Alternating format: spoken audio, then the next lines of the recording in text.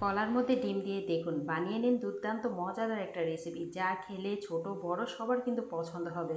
আর এটা কিন্তু নামি দামি বড় বড় রেস্টুরেন্টগুলো এভাবে তৈরি করে নেয়। অনেকে আছে এই রেসিপিটা তৈরি করলে অনেকের পারফেক্ট হয় না।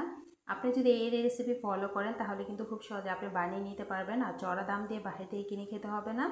তো তার জন্য কিন্তু বেশি কিছু উপকরণের প্রয়োজন নেই, সামান্য কিছু জিনিস দিয়ে কিন্তু খুব সহজে চটজলদি এটা বানিয়ে নিতে পারেন।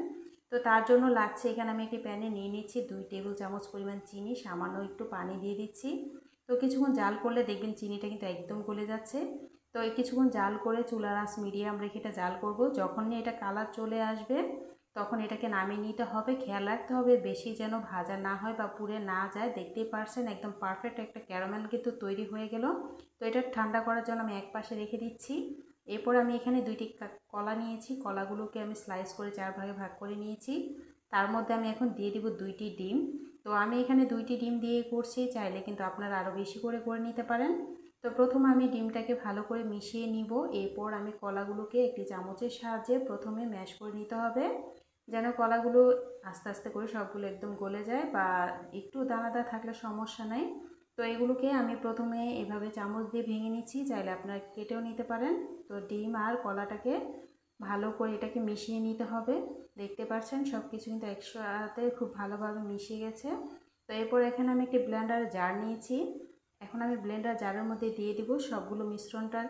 এর মধ্যে এখন দিয়ে দিতে হবে 2 টেবিল চামচ পরিমাণ চিনি। মিষ্টিটা কম বেশি করতে পারেন, তো আমি মিষ্টি জাতীয় জিনিস একটু মিষ্টি খেতে ভালো লাগে তাই একটু বেশি চিনি ব্যবহার করি। তার সাথে দিয়ে দিব 1 চা চামচ পরিমাণ, এখানে দিয়ে দিচ্ছি ভ্যানিলা এসেন্স। এরপর এখানে দিয়ে দিয়েছি এই সামান্য পরিমাণ লবণ, দিয়ে দিব 2 কাপ পরিমাণ ঘন দুধ। আগে থেকে দুধটা জাল করে ঠান্ডা করে নিতে হবে। তো সব কিছু দিয়ে একসাথে ভালো করে ব্লেন্ড করে নিতে হবে। এরপর দেখতে পাচ্ছেন যে ক্যারামেলটা আমি তৈরি করেছিলাম সেটা কিন্তু ঠান্ডা হয়ে একদম সেট হয়ে গেছে। এরপর চালনির সাহায্যে আমি যে মিশ্রণটা ব্লেন্ড করে নিয়েছি সেটাকে চেলে নিতে হবে।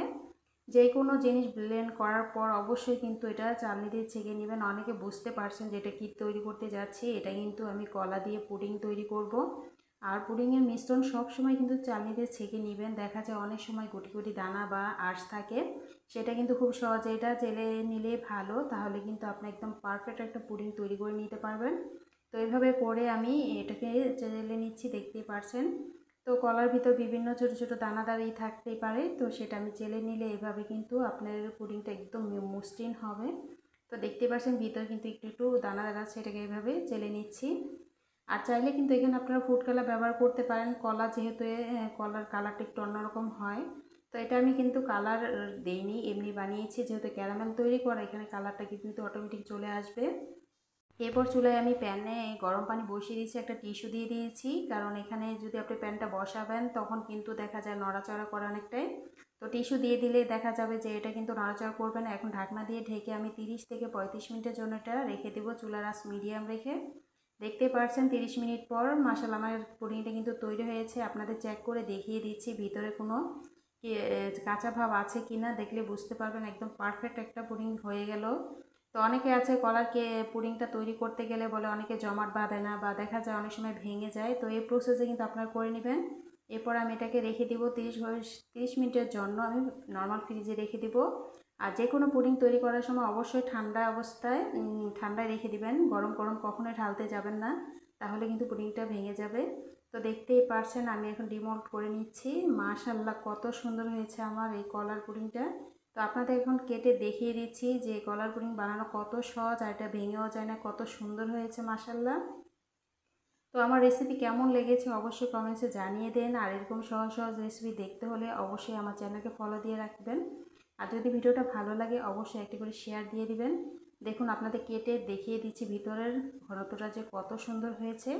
ভালো লাগে কিন্তু অবশ্যই বাসায় একবার ট্রাই করে দেখতে পারেন। সবাই ভালো থাকবেন। এই তো আজ এই পর্যন্ত। আল্লাহ হাফিজ।